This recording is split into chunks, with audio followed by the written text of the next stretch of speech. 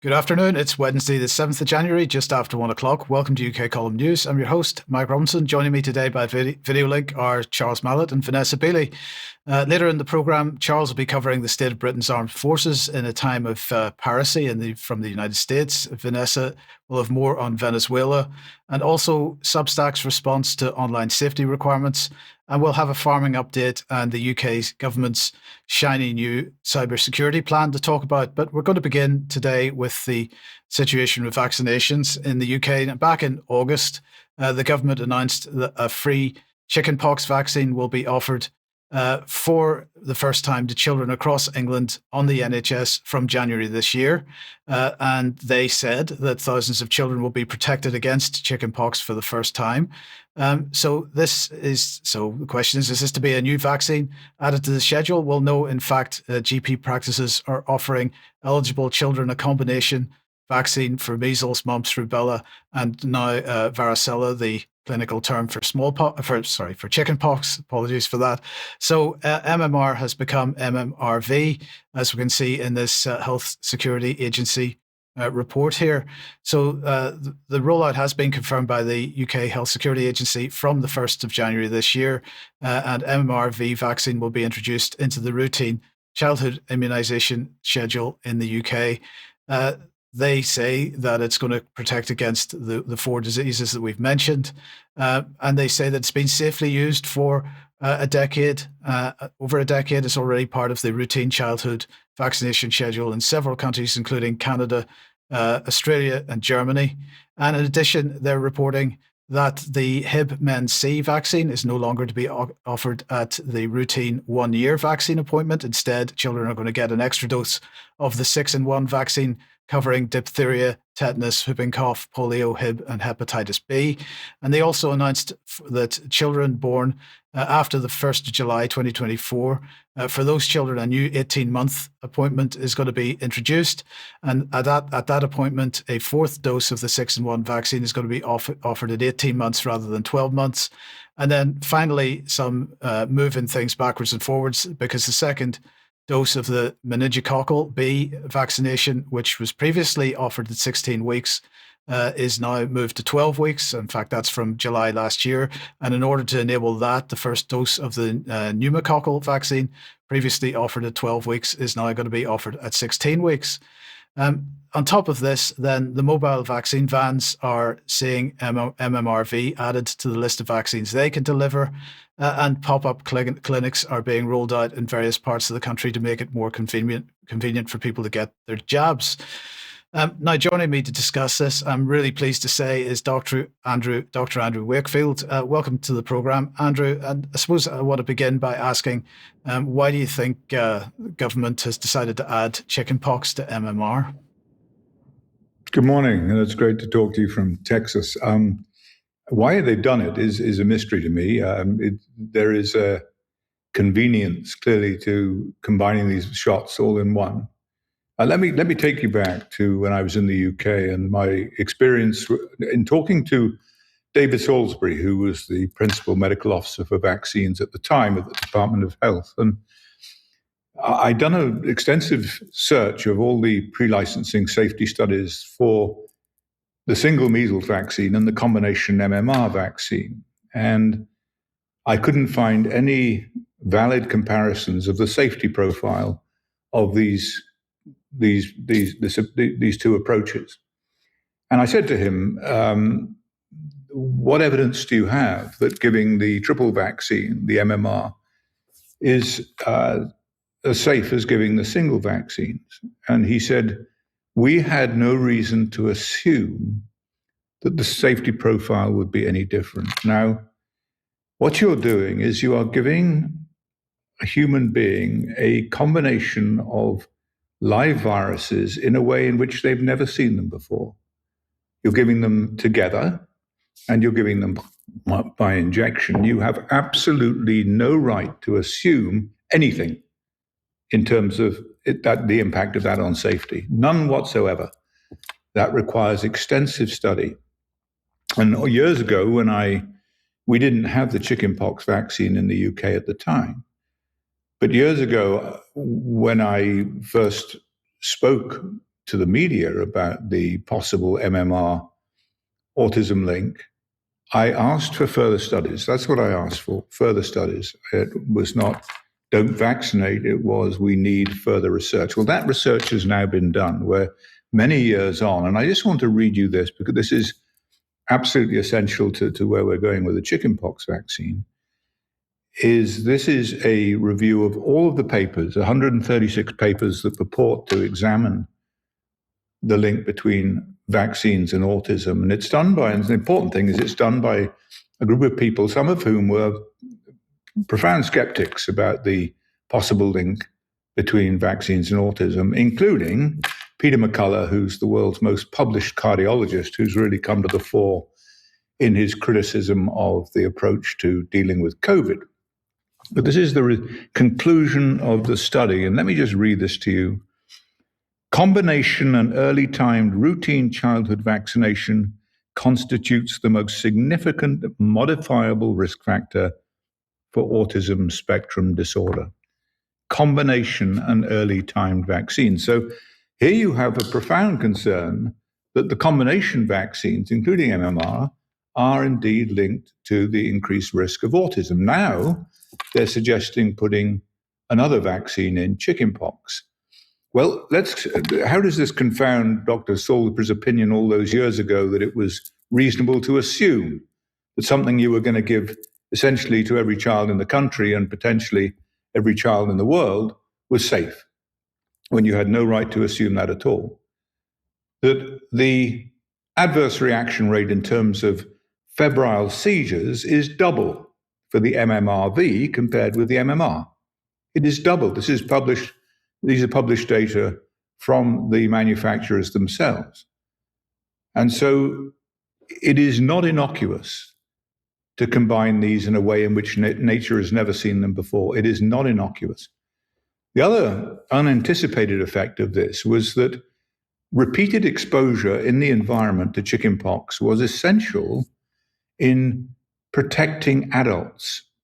What it did is to periodically boost the immune response, the antibody response to chickenpox, and allow people to be protected into old age. When epidemics of chickenpox were removed in this country by the routine use of the vaccine, then children no longer caught epidemics. There were no longer chickenpox. There were no longer epidemics. And that boosting of elderly people did not occur. And so what we saw in the face of chickenpox vaccination was an epidemic of shingles in older people because their immune response to chickenpox was now diminished. What did the industry do? The industry had created a new disorder, vaccine-associated shingles. So what did they do? They took the chickenpox vaccine, they increased its potency times 10, and they called it a chickenpox vaccine. They had created for themselves a new market, and with it, a very painful and debilitating condition.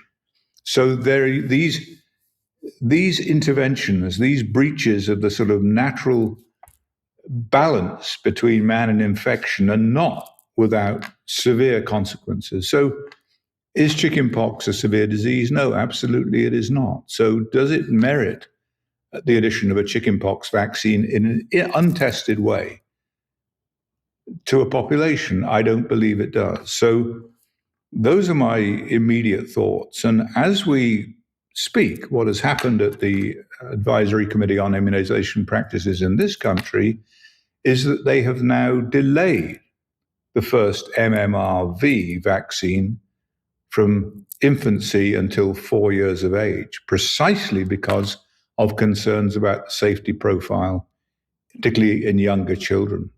So while one thing is happening in the UK, the years of experience in the US with this vaccine have led to a different policy being enacted.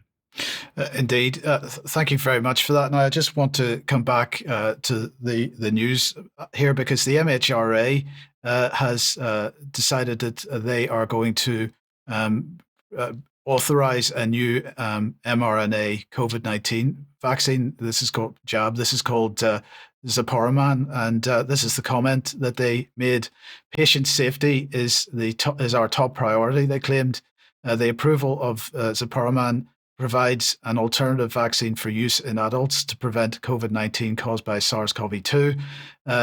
As with all licensed medicines, we will continue to monitor its safety closely as it becomes more widely used. And of course, they cite a yellow card once again. I mean, just very briefly, because we've only got a few seconds left, but what are your thoughts on the continued rollout of this technology? Well, as John Leake, co-author with Peter McCullough, said, repeated vaccination, continued use of the COVID vaccine is for the insane. The safety profile is disastrous, and I'm astonished that it's actually still on the market. There is a big move in this country, in the US, to actually have it removed from the market. The uptake of booster vaccines for COVID is minimal. People have no longer any faith in public health and are fully aware of the dangers of, or certainly there is a growing awareness of the dangers of these mRNA-based products. So I'm astonished that they should adopt that policy. Indeed. Well, Dr. Andrew Wakefield, I'm going to say thank you very much for joining us today. That's been fascinating. We will hopefully see you back at some point in the future, but that has been brilliant. Thank you for that. Let's move on then to the so-called Coalition of the Willing. If we just bring this on screen, here they are. They're all meeting in Paris yesterday to discuss security of Ukraine and also what's going to happen post-ceasefire and post-peace. Allegedly. Now, the graphic on screen says Coalition of the Killing. I would say thank you to Dennis for drawing my attention to this variation of the theme, but I think it's quite appropriate. 31 countries were represented at this thing, in person or online. White House envoy Steve Witkoff and Jared Kushner, of course, were there representing, or at least they were representing the United States. Yesterday evening, Keir Starmer and Emmanuel Macron announced at a joint press conference that they had made an agreement to post forces in Ukraine as part of their guarantee to protect its security. Let's just have a look at what Starmer had to say here. He said, on the deployment of forces to Ukraine in the event of a peace deal, this is a vital part of our iron-cast commitment to stand with Ukraine for the long term. It paves the way for the legal framework under which British, French and partner forces could operate on Ukrainian soil. And so I can say that following a ceasefire, the UK and France will establish military hubs across Ukraine and build protected facilities for weapons and military equipment. Charles, let me welcome you to the program now, and I'd just be interested in your thoughts on this and where this takes us. Good afternoon, all, and Happy New Year. I think it takes us into entirely the wrong place, and it's an escalation tactic, sort of beyond compare, really. I think also that his statement is very confused, and it's not at all clear, really, what he does mean. I mean, he even gets cast iron back to front. So there's a lot more to come out. But I would say one thing that's been missed is the way in which this clearly raises the possibility of triggering of Article 5 of the North Atlantic Treaty Organization. And I just want to articulate what I mean by that, which is by taking a look at Article 6. We just pop that on screen, please.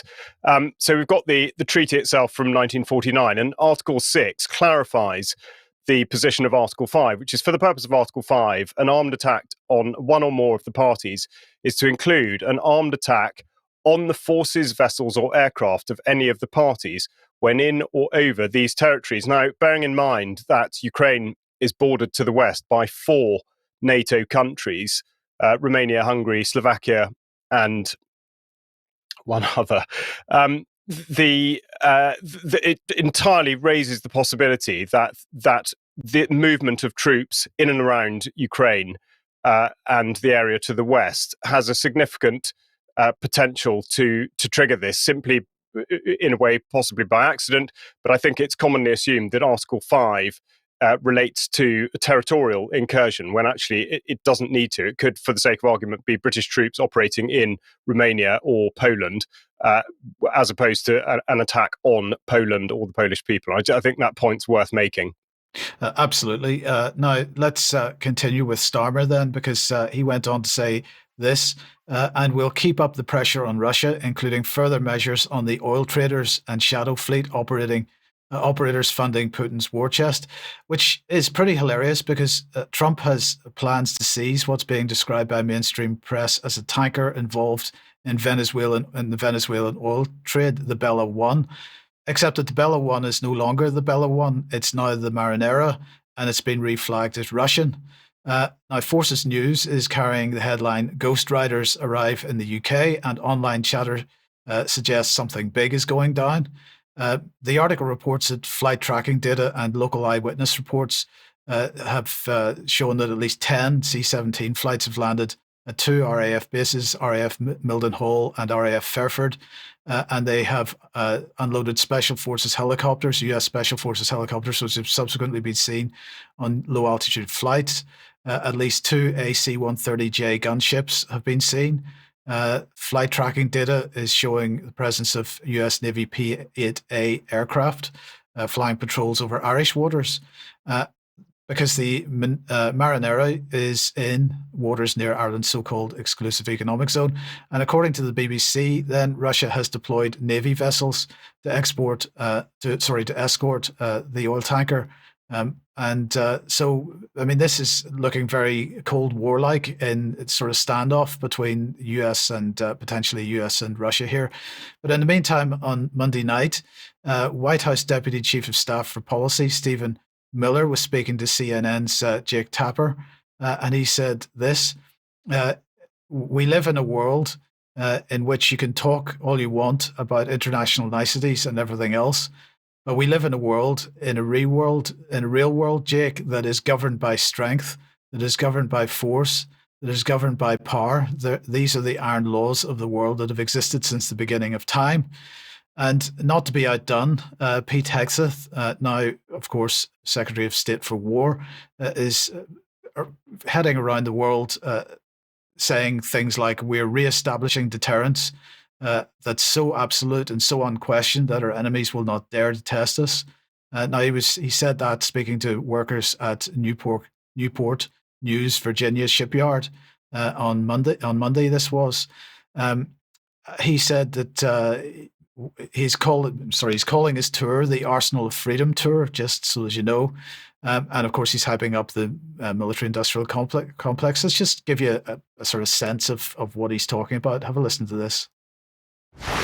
Now, here we are in 2026, and President Trump is reestablishing dominance and deterrence in our own hemisphere. You will be a part of that lineage. That's pretty cool. I get chills saying it and thinking about it.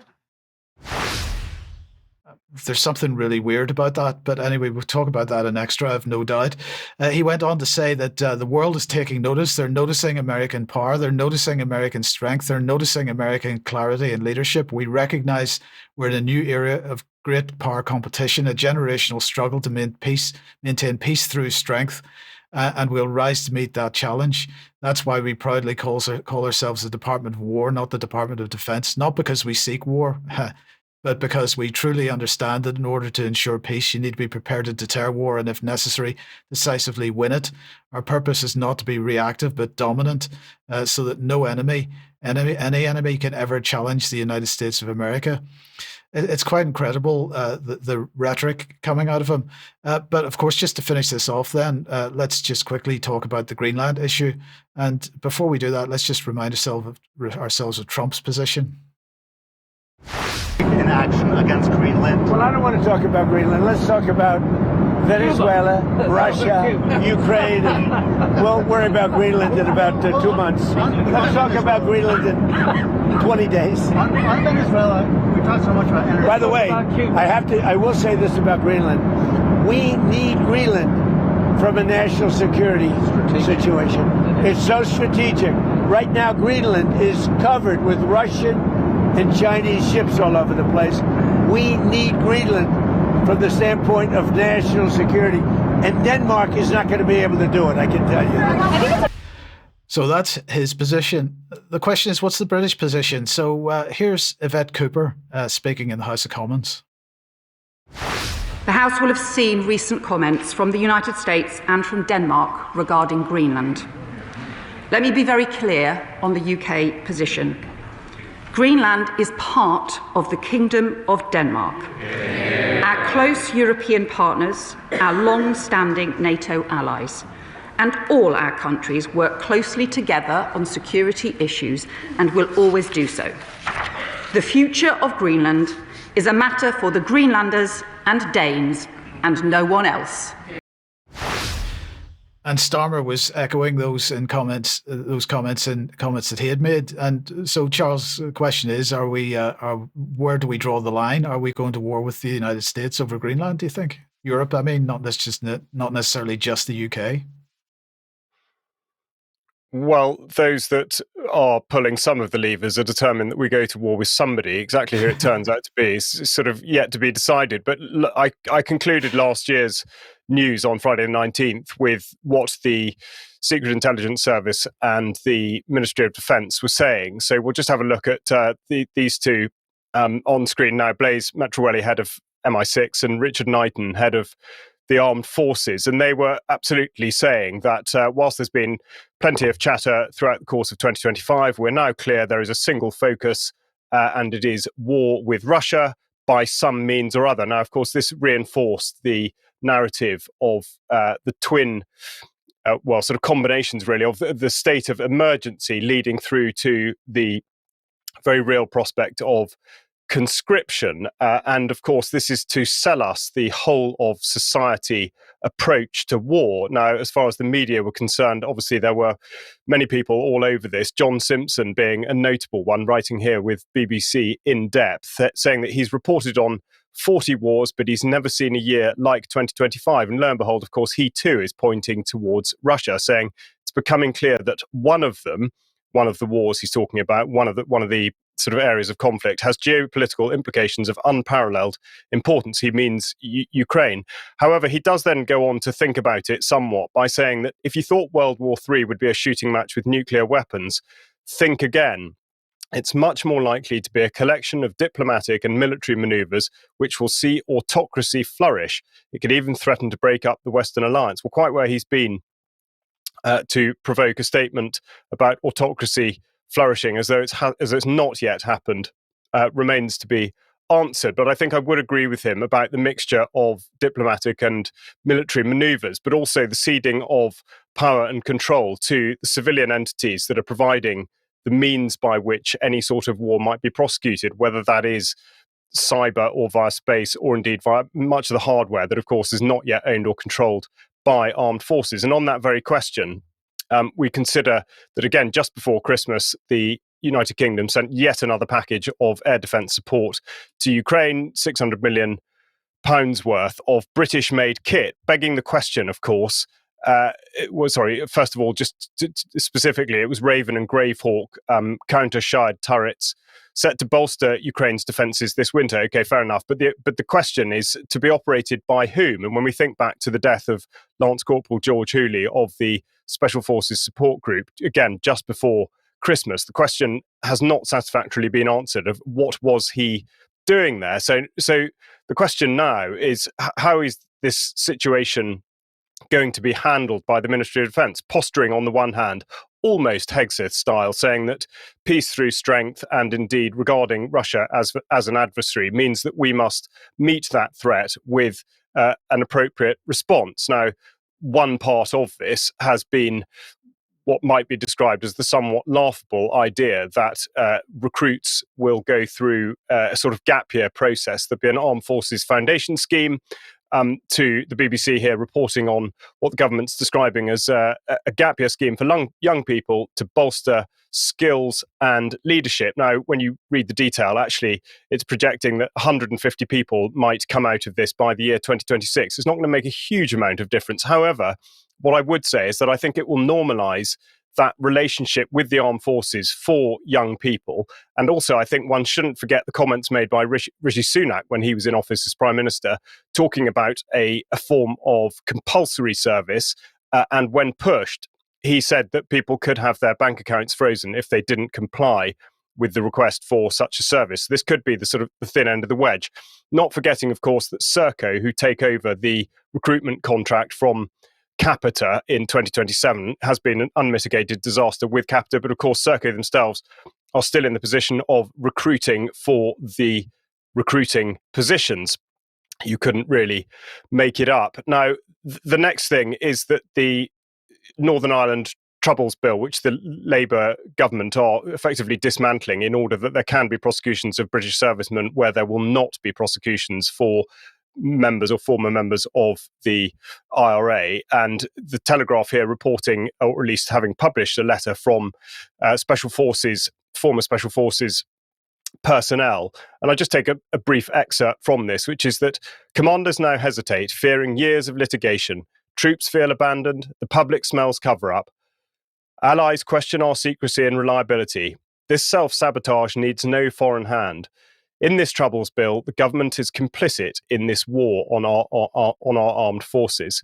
So it's really not looking good. And of course, the prevailing sense of the drop in morale from the inside is articulated very well and very sadly by Sean Raymond in the Daily Mail, who's just written an article on the 29th suicide that's taken place within the Rifles. Admittedly, the Rifles does now comprise 5 battalions, so that is quite a number of personnel, but nonetheless a very sad statistic and indeed a telling one. Now, on the procurement front, the latest disaster is, of course, with the Ajax armoured vehicles, and we've just got a clip from Luke Pollard, the Armed Forces Minister, telling us what the score is. That means in the event of any concerns during an exercise on use of Ajax, that they should be reported.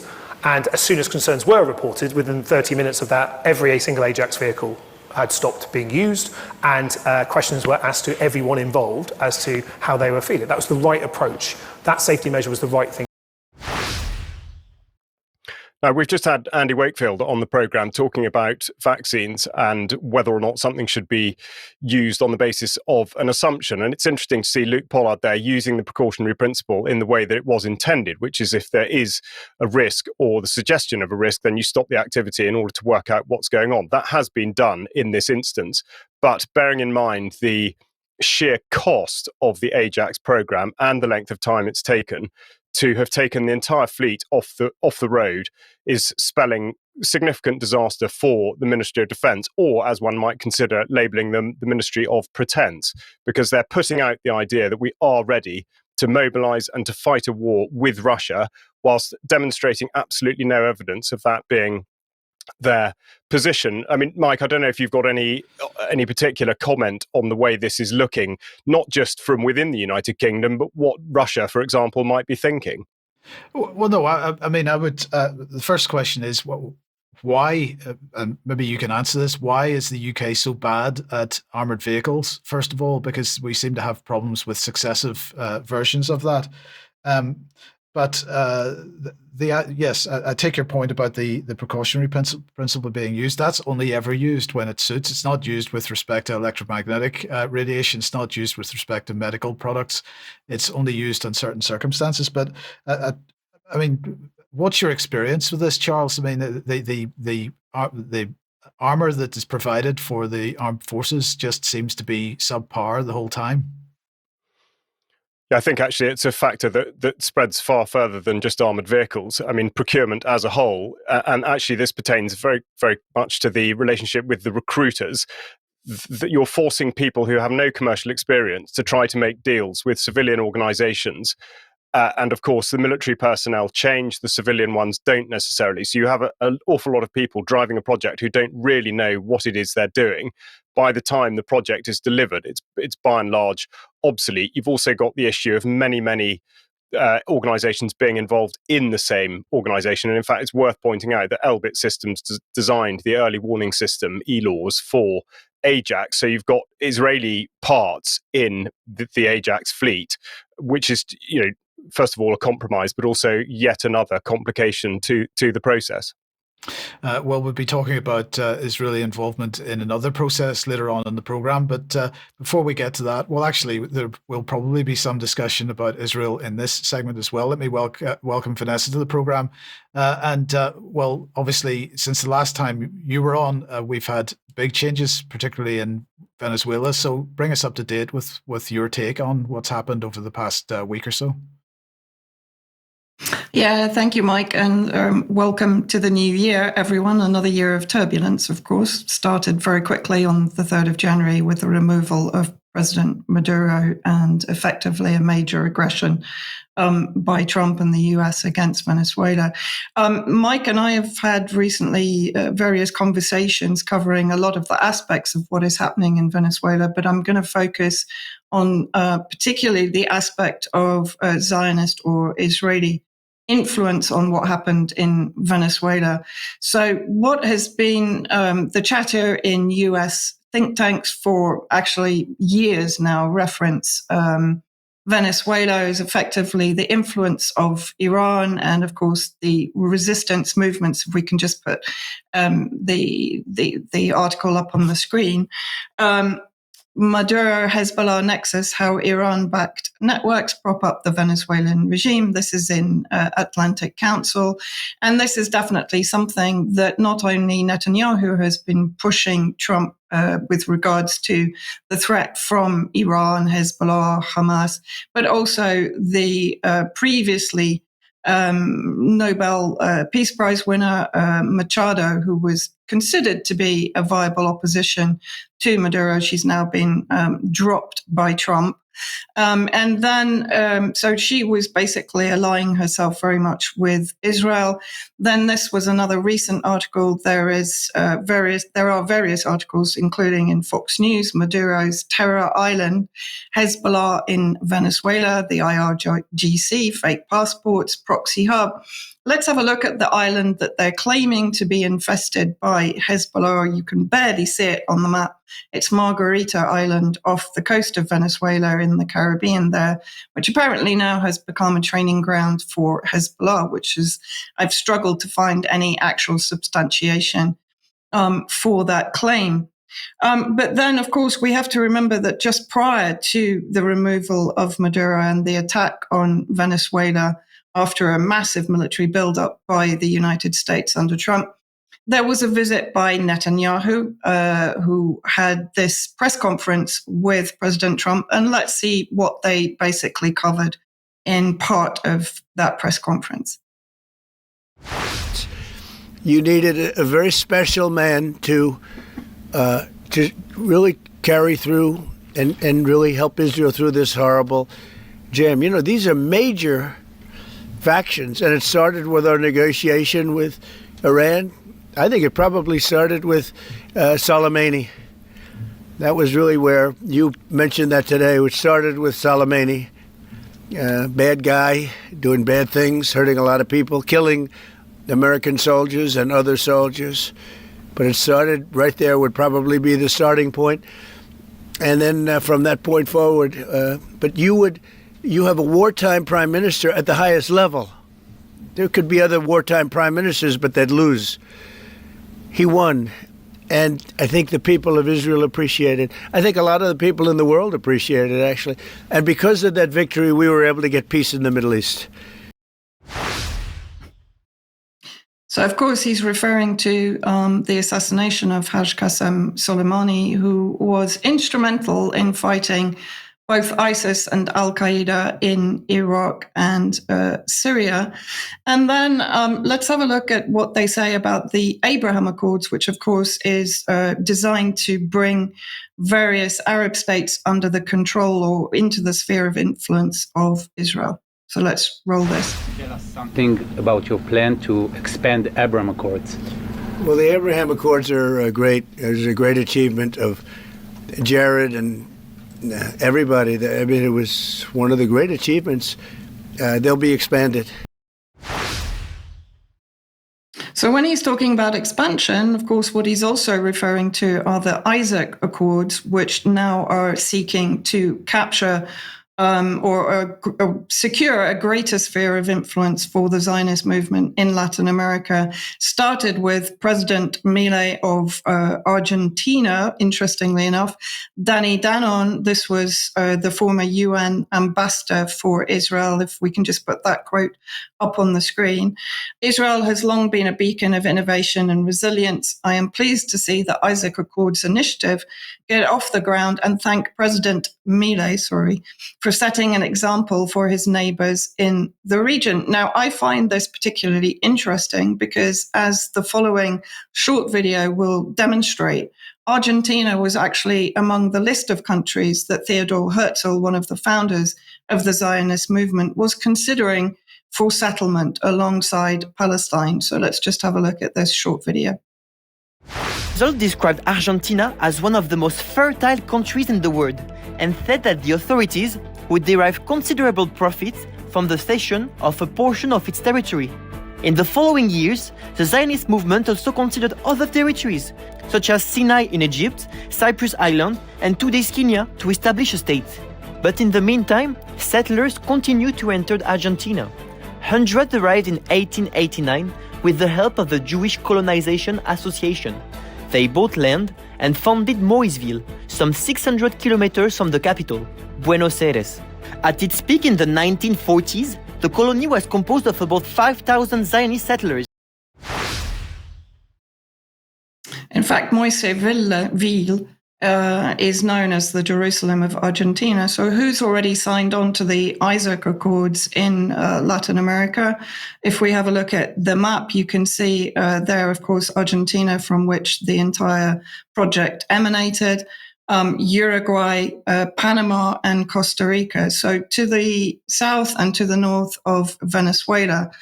And then basically, if we look again, just as another section of the press conference between Trump and Netanyahu, that of course all of this is very much pushing towards a greater escalation of aggression against Iran. So let's just roll this.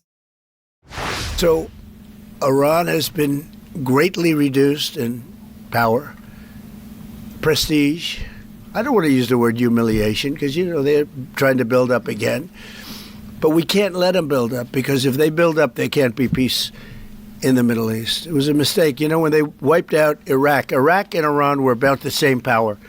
And they fought each other with different names for 1,000 years. And then our country came out and blew up one of those two countries, namely Iraq. And all of a sudden, Iran had the whole Middle East all to itself. But that's not true anymore. That's not true anymore. So clearly, Iran is definitely on the target list. And as we spoke about, Mike, there have been a series of other countries within the resistance axis that have been targeted since the fall of Syria. And I just also want to point out that I spoke to Jose Biamorgi, the ambassador for Venezuela here in Lebanon, yesterday. Mike, I know that you interviewed him a little while back. He actually is pretty buoyant about the situation. He said on the streets, the government is back in control. It didn't lose the control at all. Opposition didn't come out on the streets at all after the kidnap of President Maduro. There was no surrender. The Cuban special forces were fighting and, of course, were killed in the attack. And he said that the attack was actually huge, not just the helicopters that were seen in the video, but also a huge number of drones and jets. So it was very difficult for the air defenses to respond effectively. But he is relatively buoyant. We can maybe talk more about that in extra. But then coming back to the Israeli influence in what's happening in Venezuela, I want to introduce Paul Singer, the billionaire Trump mega donor set to make a killing on Venezuela oil. Who is Singer? This is from the article at Common Dreams. In November 2025, less than 2 months before Trump's operation to take over Venezuela, Singer's investment firm, Alliot Investment Management, and one of its subsidiaries, Amber Energy, linked a highly fortuitous deal. It purchased Citgo, the US-based subsidiary of Venezuela's state-owned oil company, for $5.9 billion. Now, Venezuela has valued that company at around $18 billion. So this was a sale that was forced by a Delaware court after Venezuela defaulted on its bond payments, of course, down to the pressure of sanctions put on them by the United States because they dared to nationalize their oil. The court-appointed special master who forced the sale, Robert Pincus, is a member of the board of directors for the American Israel Public Affairs Committee, AIPAC, which is very interesting because David Miller went on to X to point out the fact that Singer is also the sixth largest donor to AIPAC. He's a major benefactor of groups like Friends of the IDF, the Israeli military, that have been committing genocide in Palestine. He supported United Hatzalah, an Israeli volunteer EMS organization, has links to donations for programs that benefit Zionist settlement programs in Palestine. So again, we see here the Zionist hand, even behind the scenes, destabilizing and weakening Venezuela. Thank you, Vanessa. Now, just for those who don't know, what's an EMS organization? Oh, actually, I'm not sure. Okay. Well, we'll find that out for extra. Yeah. I meant to check. Yeah. Okay. Trust you to ask. Yes, we'll find that out for extra, and we'll let everybody know. Okay. Thank you, Vanessa, for that. Let's move on then. If you like what the UK column does, please support us. We do need your ongoing support. If you would like to support us, there's a link on the front page of the website that'll take you to the page that explains how you can. Thank you so much to everybody that does support us financially. Do share any material you find on the UK column website or any of the other platforms that's ours. Please do that. That helps us deal with the censorship regime. Now, tonight, we're getting very controversial because Jerem's going to be speaking to Bart Sibrel about moon landings. So that's 7 p.m. tonight. Well, tomorrow at 1 p.m., Vanessa and I have recorded the next episode of the Syria podcast. We're not looking at Syria specifically because obviously we're looking at the implications of what has happened in Syria globally. So let's just have a look at a quick trailer for this. The UK has been less happy to welcome Middle Eastern Christians into British territory, which is kind of interesting. Well, we're too busy welcoming the Takfiris. Yeah, exactly. Syria was a linchpin, really, for the entire global resistance axis, or the remaining independent countries that opposed imperialism and opposed the Zionist occupation of Palestine as being a core element of their foreign policy positions, right? And so that goes from Iran, Yemen, through the whole of the Middle East or West Asia, but then also expands into regions of Africa, as we're now seeing coming under attack. And of course, Latin America.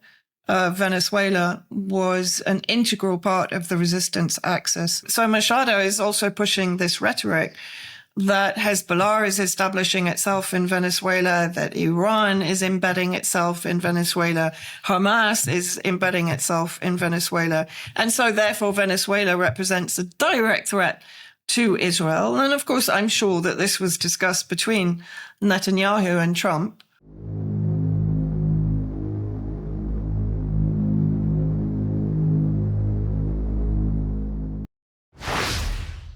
So 1 p.m. tomorrow for that. Please join us for that. And then another reminder that on Sunday at 7 p.m., Jake is speaking to Abby Roberts and painting Abby Roberts as part of the next, this is the next edition of the 1,000 Words podcast. So join us 7 p.m. on Sunday for that.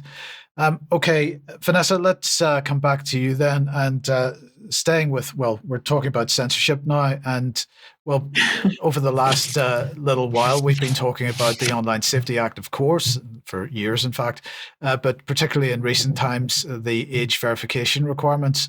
This is starting to affect some platforms, particularly Substack. Yes, many of us have been remarking on the loss of subscriptions and the fact that Substack is divided basically into posts, which are equivalent to articles, and notes, which is a little bit like Facebook. You can just put out information and receive comments. But even the notes now are being age restricted, not for everyone, only for specific accounts that are, of course, dissident accounts and countering establishment narratives. So this is the Substack official view on the Online Safety Act. We believe that a free press is essential for a free society, and that in the modern world, that means a free internet. That's why we work to preserve freedom of expression on the platform while putting publishers and their communities in control. Right. Well, this is not entirely true. I mean, they go on to say, with that context, the UK is now requiring online platforms to label certain types of content and ask people in the country to verify their age before viewing it. With Australia, and Australia is now included, expected to introduce similar requirements in mid-December. Only specific categories fall under these rules, and we've shared more details in our support page. So what they're then saying is your connection with your subscribers won't change, and the way you publish content for your audience remains the same. Your email list, publishing process, and relationship with your subscribers are not affected. Totally untrue. And so basically we've reached a point where Thinking Coalition, one of the Substack media outlets, and I highly recommend following them, has basically compiled, put together a letter to be sent to the CEO of Substack called Fighting Back Against Substack Censorship. You can check it out. It'll be linked to in the show notes. And basically in that he lays out the problems that we've all been experiencing, which are effectively loss of subscriptions, people unable to view our posts. Of course, they can still view many of the mainstream media outlets that are still contributing to Substack. They aren't being affected by any kind of request for identification. And the fact is also that if you subscribe to Substack, or if you subscribe to my Substack, you already have to provide your ID through a credit card. So why on earth are you having to then repeat that process? According to Ofcom, there's nothing in the Online Safety Act requiring content that's not harmful to children to be age-gated. And there's also no requirement to restrict legal content for adult users. Providers required to use age checks should also seek to avoid unnecessary content restrictions. However, according to a website called Cyber Eagle, Graham Smith's blog on Law, IT, the Internet and Online Media, he goes into some detail about the Online Safety Act, guardian of free speech. And at one point, he talks about the Age Verification Providers Association that calls out detractors, labeling it as an instrument of censorship that stifles online expression. This narrative completely misrepresents the Act's purpose and effect. However, as Cyber Eagle says, one purpose of the Act is certainly to tackle illegal content. Purpose, however, is only the label on the legislative tin. Effect is what the tin contains. Inside this tin, we find substantive obligations that will inevitably result in legal content being removed, not through over-caution, but as a matter of what the Act expressly requires. And so just part of the letter that Thinking Coalition has written to the CEO of Substack, introducing such age restrictions may represent a breach of Substack requirement to protect users' rights to freedom of expression, as set out under Part 1, Section 1 of the OSA. Substack acknowledges the possibility for potential errors and mislabeling of account content. However, it appears very unlikely that these restrictions have been applied to a group of accounts who, broadly speaking, produce similar content that challenges the mainstream narrative by chance. In our capacity as users, we have not faced any equivalent restrictions when accessing mainstream media content posted on Substack, and he gives some examples. It's also a point to make that none of our content should be labeled as a threat to children or promoting self-harm. So why are we being targeted? Of course, we know why. That's a rhetorical question. Oh, by the way, EMS, emergency medical services. Okay, thank you. Thank you for that. Well, of course, this was the intent from the beginning. That's what the UK column was saying, pretty much from 2017, 2018, when the original online harms white paper came out.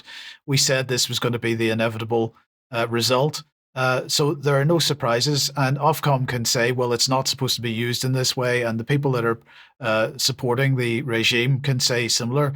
That doesn't change the reality, and the intent was clear from the beginning, because if you remember, the idea of what was considered legal but harmful had to be dealt with, and it all comes down to who defined harmful, so this was absolutely expected. Charles, let's come back to you then and bring us up to date with what's been going on with farming in the UK. Well, we go back to 2025 initially, which was a year of great turmoil and huge pressure for the farming and agriculture industry in the United Kingdom. But you may recall that the supposed publication of the Farm Profitability Review was meant to be in October last year. That was held up. But just before we do look at it, of course, you will take note that no expense has been spared in producing that cover image. Back in November, it was suggested that the Treasury had buried the farming report because of the twin controversy with the proposed change to inheritance tax. And of course, the author of the Profitability Review is none other than Minette Batters, the former president of the NFU. And she was questioning the fag packet calculations that were conducted by the Treasury and DEFRA in order to come up with the proposed figures for those that would be affected by the changes to inheritance tax. But now we move to the review itself, which was in fact published just before Christmas, but there wasn't time for UK Column to deal with it then. It's a very wordy document, and a lot of it is very personal to Minette Batters, but she does also have insights due to her position with NFU. And one thing, just to sort of set the tone, that does appear to be an interesting point to make, she says that in her time with NFU, she often got a recurring negative answer from Whitehall if she was asking if farming matters. And the answer often was no, because it's only 0.6% of GDP. Now, of course, that obscures the truth of the matter insofar as the rest of the effect on the economy from what's produced and then processed and the logistics chains and all the rest of it going right through to the end user. She says, another point she makes at the outset is that all sectors have in common is a sharp rise in fixed costs. Energy costs have risen significantly since the start of the agricultural transition, and we'll come to exactly why that may be. She then makes the point, which of course refers back to the earlier reports on this idea of national security. The government has made a commitment that food security is national security. Yes, indeed, they have. Now, how are they going to live up to that? And then finally, she says, in an age of global insecurity and cyber attacks, building local food resilience is equally essential to support our national just-in-time food distribution network. So what she does in response to setting out these sort of series of problems is to put forward a series of solutions that I think one must be frank are not groundbreaking and are not likely to have a significant impact for the farmers. And you see the image that's on screen in just a second is rather sort of dumbing down, making the whole thing seem rather very simplistic and childlike, as though if you follow these simple steps, your farm will be in profit and there's absolutely nothing to worry about. Of course, while she does concede that farmers have been incentivized not to produce food with all the environmental land management schemes, she does very much bang the drum for not just there being a climate emergency and that landowners and farmers are responsible for the solution, but also that renewable energy should form part of the backbone of the agricultural economy. And if we just look at the effect that, for example, Great British Energy and Great British Energy Nuclear, which has been sort of slowly brought in line with Great British Energy. Just to remind you of these statistics, which is Great British Energy has had £8 billion thrown at it to promise to deliver up to 5% of the requirement for electricity by the year 2035. That is it. So it's no wonder that nuclear has been brought in sort of slightly under the radar in order to make the situation look better. But of course, things like that have absolutely driven the cost up. Now, we've seen this before because it was only in January last year that the government announced very similar sort of review and reforms, talking about cast iron commitments for food productions. This was 9th of January last year, in which they said that a cast iron commitment to food security while introducing reforms to help farmers diversify their income streams to support them during poor harvest. Okay, what did they actually mean by that? They meant renewable energy. That was it. That was their one plan, was stick some wind turbines or some solar panels on your farm, guarantee yourself some income, never mind about producing food. We'll call it food security, but actually nothing will really change. And this farm profitability review is not really moving too far away from that. Now, the other significant change just before Christmas was that, to nobody's great surprise, the government have rolled back a certain amount on the proposed changes to inheritance tax. But we'll just look at the way that they word it, because they say inheritance tax relief threshold to rise to 2.5 million for farmers and businesses. Well, in actual fact, it hasn't changed at all yet, because the proposed change was the 1st of April. And they say, having carefully considered the feedback, the government is going further to protect more farms and businesses. And as that Beeley was overheard saying, sounds like doublespeak to me, because the threshold at the moment is 0. So for the government to suggest that a change to their policy before it's actually been enacted is, of course, disingenuous in the extreme. But just to look at where that does leave things with the inheritance tax and the agricultural property relief, we see that what they've done is allowed 100% rate of relief to be set at 2.5 million with a 50% relief thereafter, which means that a couple will be able to pass on £5 million.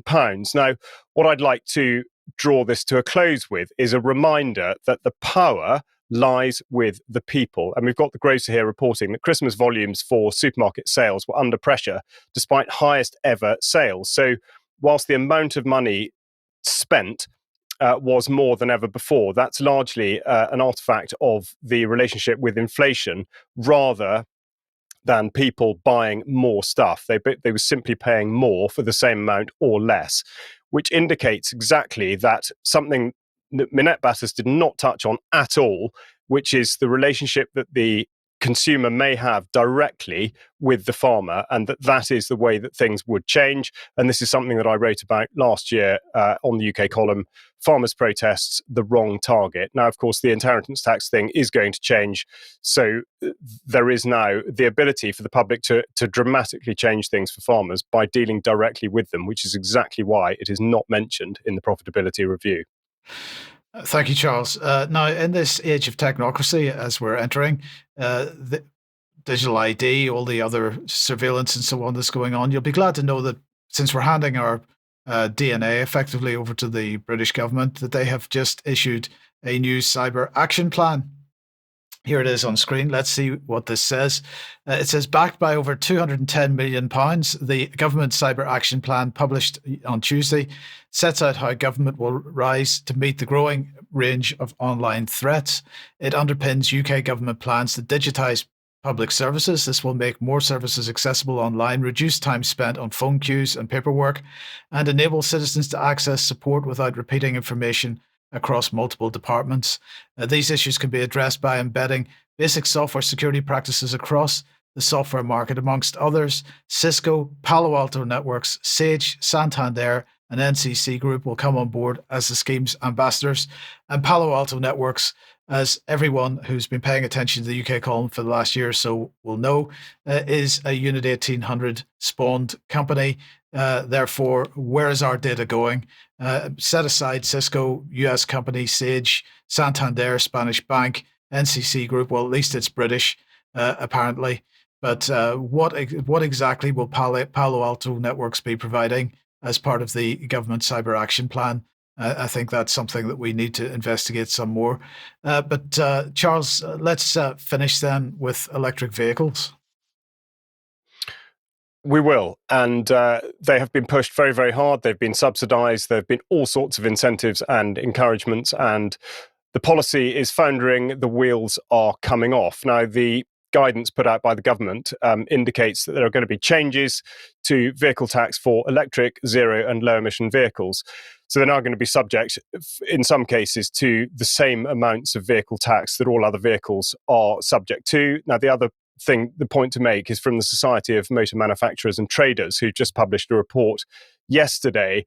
They make the point that although there's been huge investment by manufacturers, and there are now over 160 EVs on the market, with at least 60 more due this year, they say that uptake on these vehicles has only risen by 24%, which means that only a quarter of the models are currently eligible for the incentive. And the critical part here is that it's the manufacturers that are shouldering the burden of driving up demand and enforcing them to subsidize their sale by more than 5 billion in 2025. Now, this is equivalent to £11,000 per battery electric vehicle registered. And their conclusion here, which is hard to disagree with, is that such subsidies are clearly unsustainable. So bad news for the Department for Energy Security and Net Zero. Of course, this is then intertwined slightly with the relationship between BYD and Tesla. BYD, the Chinese manufacturer, now just overtaken Tesla in global sales. And interestingly, the BYD, their second biggest market is in fact the United Kingdom. So it shows what an effect the subsidies and indeed the policy of pushing these types of vehicles has had on the audience. And I just conclude by referring back to the trade sheets for our relationship with Azerbaijan, because it looked very likely last year and indeed the year before that Azerbaijan was the route through which Russia was importing vehicles from the UK. But there's been a 55% decrease over the course of the last year. And of course, there is a massive relationship between China and Russia as far as vehicles are concerned. So a sanctions fail, but also a UK fail by the idea that sanctions do actually do something, and indeed that electric vehicles can be sold without end. Indeed. Thank you for that, Charles. Thanks to Vanessa, and a huge thanks to Dr. Andrew Wakefield for joining us at the beginning of the programme.